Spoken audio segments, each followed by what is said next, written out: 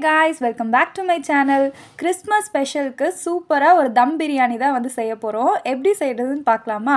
இது ரொம்பவே டேஸ்டியாக இருந்துச்சு. இதுக்கு ஒரு பாத்திரத்தில் கொஞ்சமாக நெய் அப்புறம் கொஞ்சமாக ஆயில் சேர்த்துட்டு ஹோல் பிரியாணி ஸ்பைசஸ் வந்து சேர்த்துக்கோங்க. அது கூடவே வந்து 6 பச்சை மிளகாவை நல்லா கீரி வந்து சேர்த்துட்டு 6 வெங்காயத்தை நல்லா நீளமாக கட் பண்ணி அதையும் வந்து சேர்த்து நல்லா கோல்டன் ப்ரௌன் வர வரைக்கும் வதக்கி எடுத்துக்கோங்க. இப்போது இதில் நம்ம 6 தக்காளி வந்து சேர்க்க போகிறோம். வெங்காயமும் தக்காளியும் ஈக்குவல் குவான்டிட்டியில் இருக்கணும். தக்காளி நல்லா வேகிறதுக்கு கொஞ்சமாக கல்லுப்பு சேர்த்துட்டு மூடி வச்சு வேக வச்சுருங்க.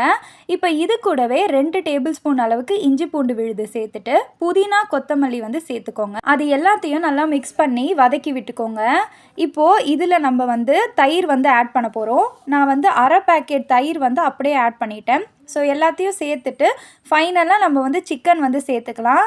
இன்றைக்கி வந்து சிக்கன் வந்து நான் ஒரு 3/4 கிலோ வந்து சேர்த்துருக்கேன். ஸோ எல்லாத்தையும் சேர்த்துட்டு நல்லா ஒரு தடவை கலந்து விட்டுக்கோங்க. இப்போது இதில் மிளகாய்த்தூள், மல்லித்தூள், கரம் மசாலா, சிக்கன் மசாலா எல்லாத்தையும் சேர்த்துட்டு நல்லா வந்து வதக்கி விட்டுக்கோங்க. இப்போது இதில் தேவையான அளவுக்கு உப்பு சேர்த்துட்டு அது ஒரு தடவை நல்லா கலந்து விட்டுக்கோங்க. நெக்ஸ்ட்டு வந்து தண்ணி சேர்க்க போகிறோம். நான் வந்து 3 கிளாஸ் அளவுக்கு பிரியாணி அரிசி எடுத்திருந்தேன். அதுக்கு 5 கிளாஸ் போல் தண்ணி ஊற்றுறேன். ஸோ இந்த ரேஷியோ வந்து கரெக்டாக இருக்கும். எந்த கிளாஸில் வந்து அரிசி அளக்குறீங்களோ அதுக்கேற்ற மாதிரி தண்ணி வந்து ஊற்றிக்கோங்க. 1க்கு 1.5 ரேஷியோவில் ஊற்றிக்கோங்க. இப்போ நம்ம ஊற வச்சுருக்க பிரியாணி அரிசியும் வந்து சேர்த்துட்டு ஒரு தடவை நல்லா மிக்ஸ் பண்ணிவிட்டு ஃபைனலாக லெமன் வந்து பிழிஞ்சிட்டு நம்ம பேலன்ஸ் இருக்க கொத்தமல்லி புதினாவையும் சேர்த்துட்டு மூடி வச்சுருங்க. மேலே வந்து வெயிட் வச்சு நல்லா தம் போட்டுடலாம். இப்போது ஒரு 20 மினிட்ஸ் கழித்து பார்த்தீங்கன்னா நல்லா சூப்பரான பிரியாணி காரசாரமாக ரெடி ஆகிருக்கும். ஸோ தண்ணியெலாம் நல்லா அப்சர்வ் ஆகி பிரியாணி ரொம்பவே சூப்பராக வந்திருந்தது. டேஸ்ட் வந்து பயங்கரமாக இருந்துச்சு.